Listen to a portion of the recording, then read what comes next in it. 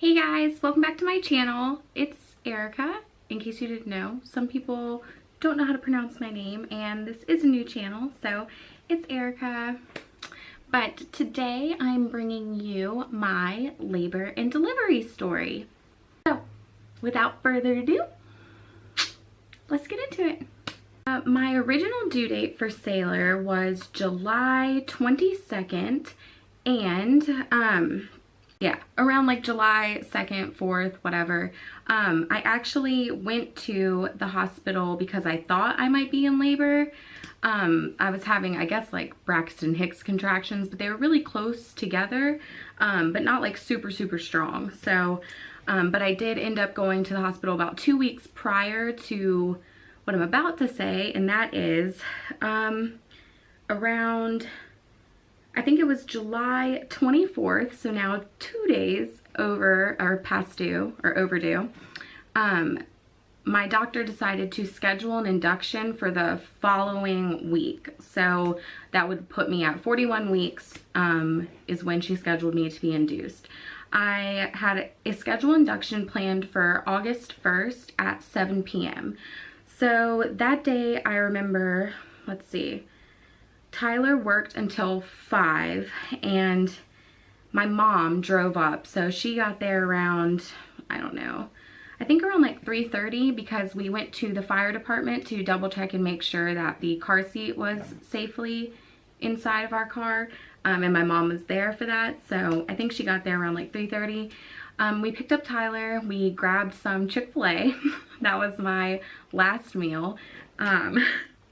So we had Chick-fil-A, then we ran home real quick so Tyler could shower and we could grab our bags and stuff. I think it was around like 6:15 or so, 6:20 is when we left. We left our house and we drove to Wake Med, and so we got there like right at 7 actually. We tried to get there a couple minutes earlier, but we got there at 7. We finally, let's see.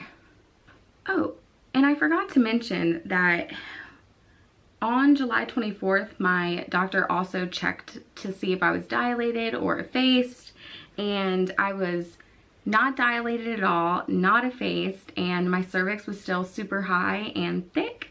So that was, you know, a nice sign. Anyways, I finally get admitted into the hospital to be induced. It was probably about like right around 8 p.m. and I was still not dilated, not effaced, and still with a super high cervix. And yeah, so oh, and I will mention that the nurse that I had that night shift, she was amazing. My family and Tyler loved her so much, and we're actually friends on Facebook and Instagram and all that stuff, and she just made our experience really, really, really phenomenal. So shout out to her. Anyways, so I think as soon as I got in there and admitted, so probably sometime a little bit after 8 p.m., they decided to insert a Foley balloon inside of me, which is, I guess, a way to help dilate the cervix or soften the cervix, loosen the cervix. Something, whatever. Anyways, it's like this thing that goes up inside of you and it's a balloon. And so that was in there. I'm trying to think of how long. Let's see. What time? Oh yeah, so I'm pretty sure she took the Foley balloon, or she was coming back to check around to see if the Foley balloon could come out easily, because that's when you know that, you know, it's done. And I think it was around midnight is when she came back into the room and, you know, tugged on the Foley balloon, and with like a tiny little tug, it came out. So, and at that point I was about 3 or 4 centimeters dilated. I think about 4 centimeters dilated, and that was about midnight. So now it is August 2nd. Oh, during this whole time period, the whole us being there from 7 to midnight, Sailor's heart rate was dropping, which I've done some research since then, and I'm pretty sure it's like semi-normal, but her heart rate was dropping and plummeting like a lot, I guess, like to cause a big concern even super early into me being there. So let's see, when did we start Pitocin? I'm trying to think. I don't really remember when the nurse started Pitocin on me, but I think it was obviously sometime in between midnight and 6 a.m. Everything, like I said, kind of blurs together. I didn't get hardly any sleep. I tried to cat nap, like, but I was just, I don't know, running off adrenaline and super excited. So I really could not sleep, but all the stuff kind of does blend together. So I know I got Pitocin before 6 a.m. sometime. And she kept upping the dosage. I think it was every 30 minutes or every hour she would up the dosage of Pitocin, but it wasn't really doing much. At 6 a.m. I do remember the doctor that was on shift and my nurse, somewhere in between this time, they came in and they checked me again. To see how far I was dilated, and I was about a 5, I believe, and this was at 6 a.m. So after having the Foley balloon inside and being on Pitocin, so then shift change for the nurses happened at 7, and let me just say that I so wish that the night nurse could have stayed and been my nurse the whole time, because I feel like my time and experience would have been a tiny bit better if I would have had the same nurse. And anyways, so 7 a.m. or something like that rolls around, and that's when the nurses shift change. And I got a new nurse who also had a trainee along with her, and she informed me that it was her first day at Wake Med, but that she had been doing this for a while, and you know, that both of them were there to comfort me and assist me throughout my labor. Okay, around 8 a.m., in between 8 and 10 a.m. is when my contractions started to get really, really bad. This whole time I had been laboring naturally and doing fine, and of course, you know, everyone was watching my contractions and they were painful, but I was determined to do this naturally. I was GBS positive though, so I did have to have an IV.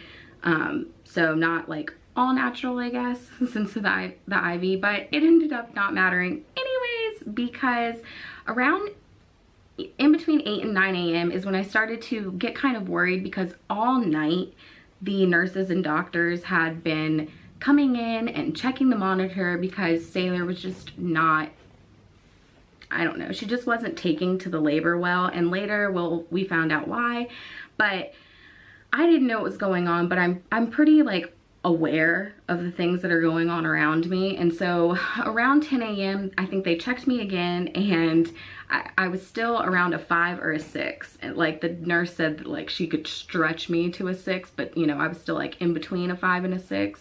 And I believe I forgot to mention that sometime they broke my water too. This, like, I think it was before the other nurse left. If she watches this, maybe she remembers, but I'm pretty sure she was there when they broke my water. And that was like a really weird experience. It's so weird when you're in the hospital, like you just don't care who sees things and what goes on, and things are kind of gross, but you just don't care. So yeah. Anyways, it's kind of interesting that the nurse and I are still friends, because it's like, you saw quite a bit of me. So 10 a.m. rolls around, I'm still not progressing any, and now I'm worried and my mom are worried, because, you know, I didn't want to get a C-section. I think like most women, it was a really big fear of mine, and I don't know, I guess there's like a semi-stigma around getting a C-section. I've actually seen articles where women or people say that women that have C-sections didn't actually give birth.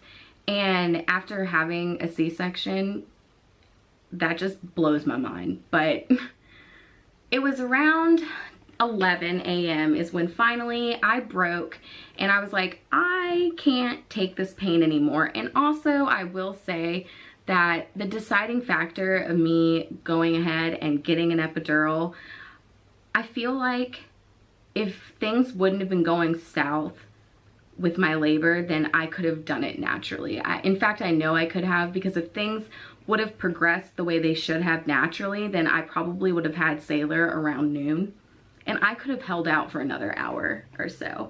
But I don't know, my mom and I discussed it previously, and there was just something, I think it was the way the nurses were acting and the doctors, like, I just had a feeling that this was gonna end in surgery. And so I started preparing myself for it there before anyone really decided to talk to me about it. And of course my mom was there to comfort me, and Tyler and his mother. And you know, I told them, you know, like, if that's what it comes down to, then that's what it comes down to. Whatever I have to do to make sure that Sailor is going to be safe, that's what I want to do. Like I said, the pain started coming on really heavy and the contractions were really bad. So I begged the nurses for an epidural. I was like, please get me this epidural right now, like right now. And I think it was around 12 p.m. when the anesthesiologist came in, and lo and behold, there was a trainee with him, of course. Now, I will go ahead and say, anyone who's watching this who has been in labor before knows that after a certain amount of time, you are over it. And this was around the time that I was done. And the fact that I had a trainee already who, I don't even really want to get into this, but I will in just a second. The fact that I already had a trainee nurse and then they bring in a trainee to do an epidural, something that I was already really, not like terrified of, because I'm not scared of needles. In fact, I wasn't scared of the pain. It just, I don't want my back to be messed up for the rest of my life. Like, I don't care if it hurts. You know, I have plenty of tattoos. It is different from a tattoo, I guess, a little bit. But, yeah, so don't be scared of an epidural if you're planning on getting one, or if you do end up having to get one, it's really not that bad. What is bad is when you have a trainee trying to do it and she has a 4-inch needle and you can't see what she's doing because they have you kind of like bend and round out your back on the table.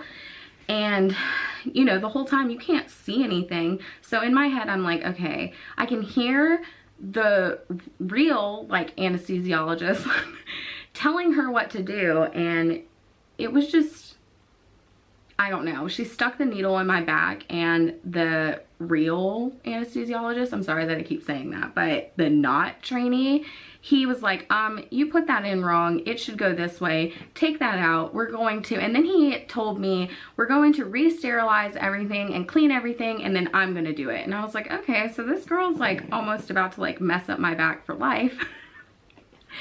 So that was an interesting experience. My mom was in there for me. They said I could have one person in there, and I was gonna have Tyler in there, but I just needed my mommy throughout that the whole delivery process.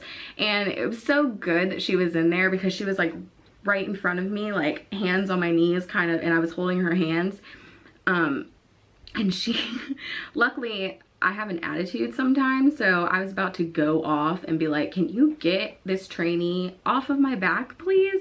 But luckily my mom, she like made eye contact with me, and she just kind of looked at me and she like did a whole, you know, like deep breath thing, you know, like telling me to calm down. And I was like, okay, I'll just calm down, whatever. Okay, so get the epidural, everything's fine. It hit quick. So that epidural, all of a sudden I'm like, whoa, I'm numb. They have to like help me get in bed, all this kind of stuff. I forgot to mention this earlier, but they did have to, I had to get a catheter in, and I don't really remember why. I think it's like, I can't remember if, I don't remember, but I had to have a catheter in, and the nurse, the trainee nurse did it, and she about tore me apart trying to do it, and she was like blaming me and saying that it was my fault that I couldn't like loosen up and let her get the catheter in there. But then the other nurse came in and did it on her first try, so whatever. And I will say that like cervical checks were always really difficult for me. It just is like painful, and I don't know. So, and she was like kind of rough with me, and so it was just, after she had put the catheter in, every time she went to do a cervical check, I was like scared to death because I was in so much pain. Okay, so fast forward again. Got the epidural around 12 p.m. and so now I'm on the epidural. I'm not feeling any pain from the contractions, and yeah, they came in around right after or before the epidural, I can't really remember, but they told me like, we're gonna come back in an hour and we're gonna discuss what happens if you haven't progressed then. And I was like, okay. So 1 p.m. rolls around and no nurses or doctors have come in, and so my family's still waiting around, I'm still waiting around, getting nervous. Sailor's heart rate is still dropping, and so 2 p.m. finally rolls around and a new doctor comes in. She comes in and she was awesome. She was really sweet. I think she ultimately knew what was about to happen, and so she was just trying to calm me down, right? Well, she checked me and I hadn't progressed at all. In fact, she said that the nurse before, she thinks messed up because she doesn't think that I was at 6 centimeters at all, that I was only and barely at 5 centimeters. And with Sailor's heart rate plummeting the way it was, she decided to talk to me about having a C-section.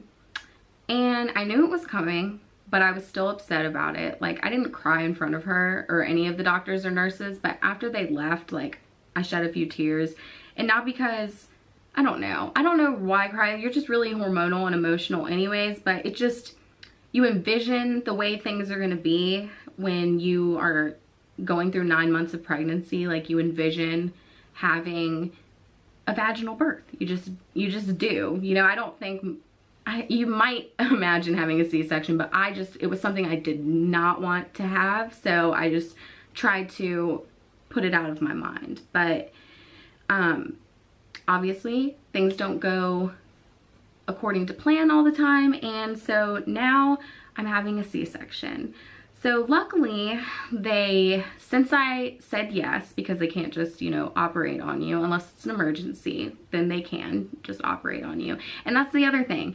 I did not want it to get to that point. And thankfully, after I talk about the surgery, what the doctor said, I'm just thankful that I made the decision that I did, because it probably would have ended in an emergency C-section anyways. And if that was the case, Tyler would not have been able to be in the OR. So I'm just happy that I made the decision that I did and everything turned out fine. So back to the story. 2 p.m. they go ahead and tell me, we're going to get you ready for surgery. I was like, okay, this is how it's gonna be. Everything from here on out goes really, really, really quick. For those of you who either A, have a scheduled C-section, or maybe are just curious about C-sections, when they are preparing you for the C-section, you do get shaved, and they also, I would have had to get a needle in my back anyways, for the medicine, I guess, that they numb you with. So I was thankful that I got the epidural so that I didn't have to, I guess, do that process. And at least I had the epidural for a little bit, is what I tell myself. I mean, part of me wishes that I didn't do it, but then I would have had to have had a needle in my back anyways. So at least I got like 2 or 3 hours with no pain. So that was kind of cool. Again, these times are a little off, so I don't know, but I'm assuming that around 2:45 is when I was taken to the OR. And by no means do I want to scare anybody or anything like that. This is just like my experience, and I have never had a surgery before, and also am not too fond of hospitals or doctors anyway, so this is just my experience. It was really scary. You get first off, you immediately get kind of like doped up with drugs. I mean, they just have to, so you don't feel them slice into you, obviously. And so you immediately, you know, can feel the drugs, and you get wheeled into the OR. The OR is super bright. I think that's one of the things that was like really odd to me at first, was how bright the OR room was. So it's just like white and bright and everyone is staring at you. I don't know if this is normal or if it was just my hospital at the time or whatever, but there were so many nurses and doctors in that room, or at least that's how I remember it. I don't know, maybe there wasn't as many as I thought there was, but I feel like there were a lot of people in that room the whole time. So I don't know. It was just kind of crazy. Anyways, so they have me in this hospital bed that they wheel me into the room. And at this time, no one is with me. So like I had to make a decision as to who I wanted to be in the room with me because I could only have one person. So of course I, you know, wanted Tyler to be in the room, the father of my child. So, you know, but there was part of me that was sad because I wanted my mommy too. So, and it's funny because when I got wheeled into the OR, it was just like a really emotional, scary thing. And they have you, once they transfer you from the hospital bed to the surgery bed, you are strapped down, like arms to your sides, can't move kind of thing. And people are standing above you and talking to you. And I don't know if this is like a good representation or not good representation, a good comparison, but this is just how I felt. I felt like an animal. It's not funny, but I felt like an animal, like strapped down with bright lights and like people in my face and talking about me, but not to me. And I think that's something that really frustrated me, is that I could hear everyone around me talking about me and no one was talking to me. And I guess, I mean, it's because they do this every day and a C-section is nothing to them. But to me, it was like, I mean, a life-changing moment for me. So I'm strapped to the table. The anesthesiologist tells me, okay, we're gonna, you know, up your numbing medicine, and then we are gonna clamp you with some sharp scissors down here, and you should just feel pressure. If you feel any pain, let us know, because then, you know, we'll up your medicine, wait a little bit before they decide to start cutting into you.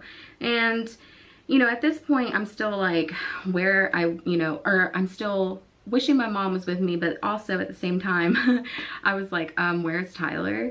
And I started kind of freaking out and telling the anesthesiologist, like, the baby's dad is not in here. That's what I kept saying. I was like, the baby's dad is not in here. He's not in here. And I guess like that was all being taken care of because he showed up like really, really soon after that because one of the surgeons popped her head over the curtain and she was like, well, we just clamped you and you didn't feel anything. And I was like, oh wow, you're right, I didn't feel anything. So I was really pumped about that. You know, they're making sure like I can't move anything. And it was weird because she asked me, she was like, can you move your legs? And I kind of could move the bottom of my legs, like my ankles, and I could wiggle my toes and feet still. And it's funny because later on the nurses were like freaked out because I was like, I guess the medicine they give you makes you shake really, really, really bad. And so you're like shaking, and I was nervous because I'm like, someone's about to cut into me, and I'm like shaking like a crazy person. But the whole time the surgery is happening, my feet were shaking. It was like it was bizarre. But so then I don't really remember. I remember like a lot of pressure, like actually a lot of pressure, no pain whatsoever, and it was really, really, really quick. They pulled Sailor out of my stomach at 3:30 p.m. and they dropped the curtain and they let me see her, and it was like, it was such a good moment. It was a really, I don't know, hearing her cry, I think, like the first cry was probably like, I don't know, better than anything ever. So then after that, things were like really hectic and really fast paced, at least from my standpoint. Like I'm still just strapped and I'm completely numb. And I guess you're only supposed to be numbed from like chest down or ribs down. But for some reason, because they kept upping the medicine for me because I could still move my feet and stuff. So now I was like numb throughout my hands and everything. So I actually did not get to hold Sailor at all. They took her immediately to go get weighed. And of course, Tyler was right with her. And I was laying down and she was like behind me. And the whole time I'm like strapped to this thing and I'm just like staring at her, like neck crank trying to see my baby. And at the same time, I guess I'm being like sewed up and stuff like that. And I tell the anesthesiologist, like, can you please give me something out, or give me more medicine, or give me something else, because I started experiencing excruciating hip pain. Like, I had hip pain throughout my pregnancy, but this was like hardcore hip pain. And I told her, because I really knew that I could move my legs, like, I don't know, I was already moving my feet and wiggling and stuff, and I told her, like, if you do not up my medicine and this pain doesn't go away, I'm going to move my leg, because my hip feels like it's gonna fall off. And she was like, no, you can't move your leg, you can't move your hip, like they're literally sewing you up, you cannot do that. And I'm like, I'm gonna do it if you do not give me more medicine. So anyways, she gave me more medicine, and that worked like a charm. My hip pain went away. But what was funny, I guess at the time it wasn't funny, but I could hear the surgeons over the curtain that they put up saying under their breath and stuff, like, oh, I can't fit her uterus back inside.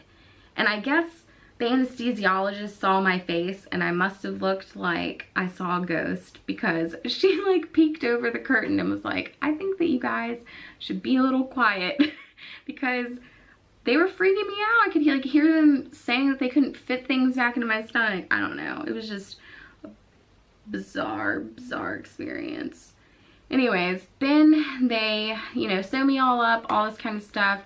Tyler comes over with Sailor in his arms, and I get to like look at her and kiss her and all this kind of stuff while they're sewing me up. And then they transfer me to a hospital bed, which was funny because they were like, stop helping us so much. And I was like trying to help them like move myself onto this hospital bed, and they're like, stop it, you're not supposed to move. Anyways, they get me in the hospital bed, and then one of the best moments of my life, they hand me my baby. And since I was all kind of drugged up and stuff, I couldn't like have her on me, but I had her cradled in my arm beside me, and we made eye contact for the first time, and Tyler got a picture of that. And I'll insert a couple of those photos from, you know, right when she was born, right here.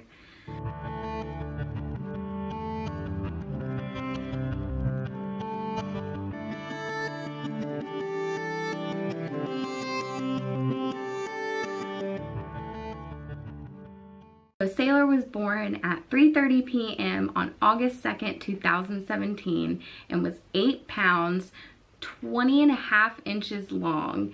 And she had like a crazy cone head, because we found out that she was sideways inside of my pelvis, and my pelvis was just super just like not big enough for her head especially while she was sideways. So, you know, the doctor told me that within a few hours, had I not went ahead with the C-section, that it almost indefinitely would have had to have been an emergency C-section.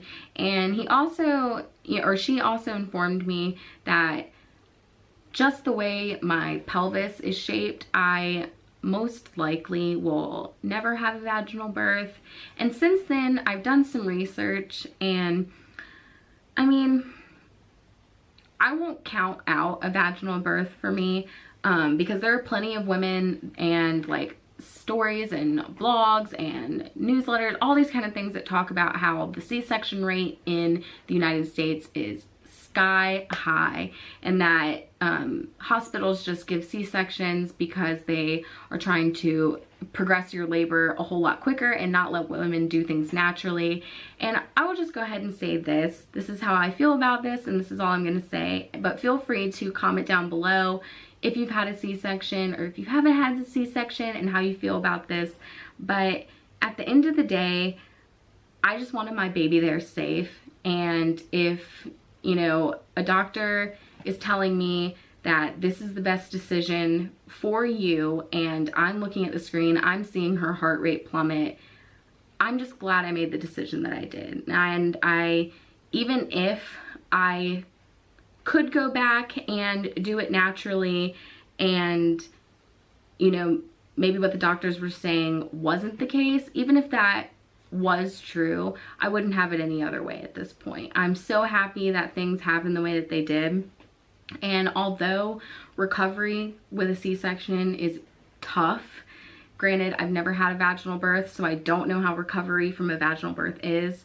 All I know is a C-section. I'll tell you this, super women who recover from C-sections, because it's tough. I consider myself active and fit, and it was one of the hardest things ever to recover. The first 2 weeks, if not the first 4 weeks of recovering after a C-section, I really don't know like how I did it.